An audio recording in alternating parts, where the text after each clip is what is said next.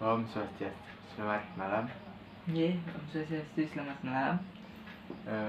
Saya mau melakukan proses konseling, Pak. Apakah bisa saya meminta waktunya sedikit? Baik, apakah sebelumnya adik pernah melakukan konseling? Belum pernah, Pak. Ini pertama kalinya. Baik, kalau gitu Bapak akan jelaskan sedikit apa itu konseling dan bagaimana prosesnya. Konseling adalah suatu layanan secara profesional dalam bentuk tahap maka untuk membantu konseli yang bermasalah, dan di dalam proses konseling tersebut pula ada asas-asas yang harus dipatuhi. Yang pertama ada asas kerahasiaan, di mana itu adik tidak perlu khawatir untuk terbuka dan menceritakan permasalahan adik kepada saya, karena yang tahu permasalahan ini hanya si konseling dan konselor. Dan jika ada orang lain yang ingin tahu tentang hal ini, pastinya harus ada persetujuan dari adik sendiri. Jadi adik tidak usah takut. Asas kedua yaitu asas kesukarelaan, di mana konseling sukarela melakukan memberikan atau menceritakan permasalahannya kepada saya tanpa ada paksaan dan tekanan. Apakah adik merasa terpaksa dan tertekan untuk melakukan konseling? Tidak, ini inisiatif saya sendiri, Pak. Dan ada asas-asas lainnya. Proses konseling ini kita batasi waktu hanya beberapa menit saja, dan hal penting juga yang harus adik tahu bahwa dalam hasil proses konseling ini, konselinglah yang bertanggung jawab dalam keputusan yang dialami guna menyelesaikan permasalahannya. Konselor hanya sekedar membantu dalam mengenai masalah yang dialami konseli. Jadi seperti itu. Sekarang saya sudah mulai paham. Baiklah, kalau jika sudah paham, bisakah adik menceritakan sedikit tentang masalah yang adik alami saat ini? Jadi ini saya punya masalah sama mantan pacar saya sebelumnya. Kalau itu sangat memahami permasalahan yang dihadapi. Jadi di sini adik mempunyai masalah dengan mantan pacar adik, seperti itu ya? Iya. Kalau begitu, bisakah adik menceritakan sedikit apa yang adik alami tentang mantan pacar adik? Jadi ini kami itu sudah berpacaran lebih dari 3 tahun, dan sejak 1 minggu kemarin saya putus dengan dia. Lumayan lama ya, 3 tahun. Jadi coba teruskan lagi bagaimana kelanjutannya.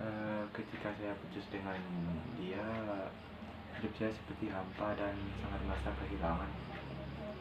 Saya merasa sakit hati kepada mantan saya.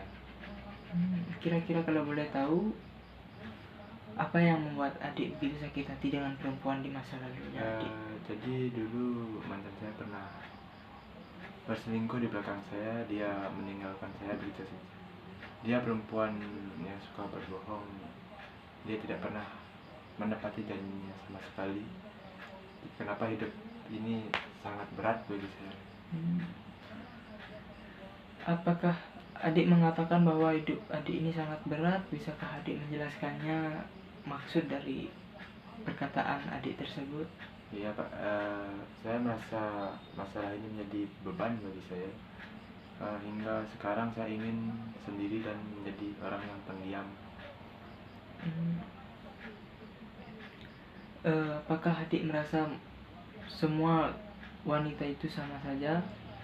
Ya, saya berpikir semua wanita itu sama saja karena perbuatan mantan saya sebelumnya yang membuat saya berpikir mungkin saja semua wanita seperti itu.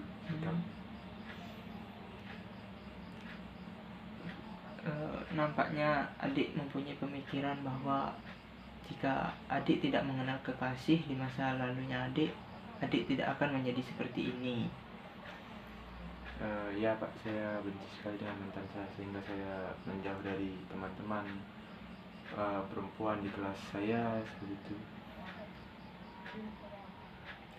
Baiklah, kalau coba terus apa yang adik inginkan dalam proses konseling ini?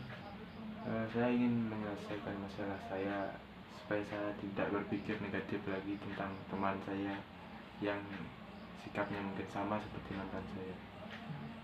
Baiklah, jadi masalah yang adik hadapi saat ini yaitu adik merasa tidak percaya diri dengan perempuan dan takut untuk berteman dengan perempuan lain karena adik menganggap semua perempuan itu sama saja.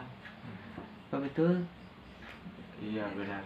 Dan itu sama saja seperti yang di masa lalunya adik hanya menyakiti dan mengecewakan perempuan.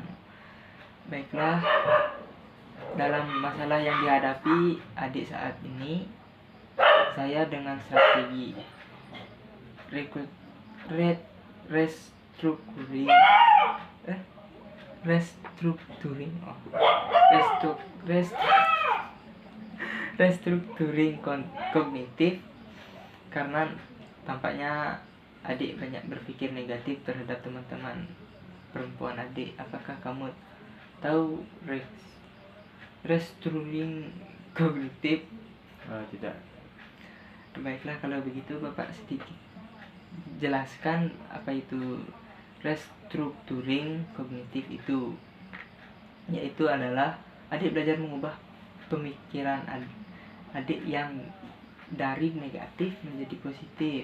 Contohnya, adik merasa berpikir negatif tentang teman-teman perempuannya adik karena menganggap mereka semua perempuan itu sama saja, hanya menyakiti dan mengecewakan hati laki-laki. Pikiran tersebut harus dirubah karena tidak semua perempuan itu sama seperti mantannya adik. Jadi seperti itu pengertiannya. Pikiran apa? Saya mulai paham. Ya, dan dalam proses konseling ini saya akan menggunakan strategi ini untuk menyelesaikan masalah yang adik hadapi. Apakah adik setuju? Ya, saya setuju. Ya, kalau adik sudah setuju, saya mau menanyakan sedikit. Apakah menurut adik semua perempuan itu sama saja, baik dari segi fisik maupun sifatnya? Kalau dari fisik mungkin memang sangat berbeda. Ya, kira-kira menurut adik apa yang membedakan mantan adik dengan teman-teman perempuan adik selama ini?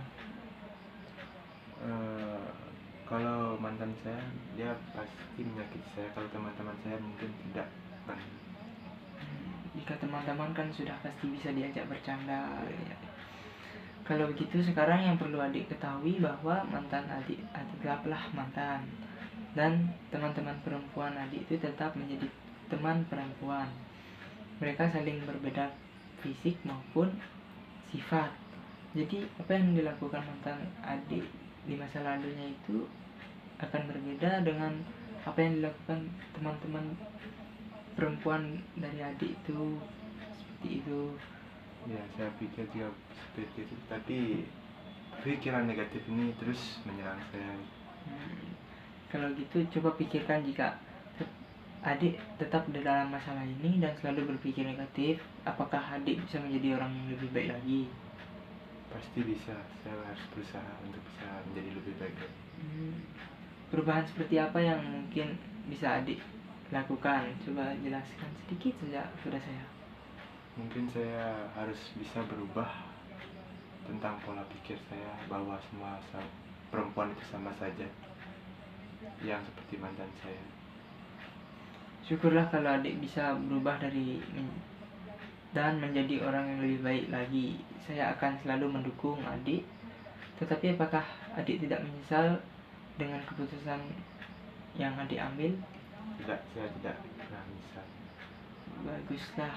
Kalau begitu, adik sudah menemukan pikiran positif dan teman-teman adik, lalu mulailah untuk menjalin komunikasi lagi dengan teman-temannya agar khususnya teman adik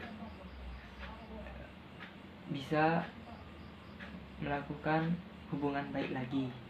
Ya, baik. Baiklah, hari ini sudah bisa menyelesaikan masalah adik sendiri dan sudah bisa berpikir positif dari yang berpikir negatif tentang teman-teman adik, dikarenakan kasih adik yang pernah membuat adik kecewa dan menganggap semua perempuan itu sama saja, seperti dengan mantan adik hanya menyakiti dan mengecewakan laki-laki. Namun sekarang adik sudah mau berubah, dan pikiran adik yang salah tersebut menjadi pemikiran yang positif. Kemudian sekarang adik mempunyai niat untuk berteman dan berkomunikasi kembali, serta saling bercanda bersama dengan teman-temannya adik. Ya, terima kasih. Bagaimana perasaan adik saat ini?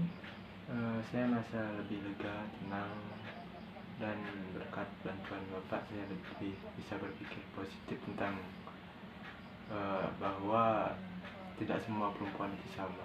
Baiklah, kalau gitu jika adik sudah mau berubah dan sudah mau menampakkan keinginan untuk berubah, apakah kita sudah bisa menyelesaikan perbincangan hari ini? Bisa. Sebelumnya saya berterima kasih kepada Bapak yang mau membimbing saya tentang hal ini. Saya berterima kasih. Baiklah, kalau begitu saya juga berterima kasih. Semoga kedepannya selalu lancar. Ya, terima kasih. Selamat malam. Selamat malam.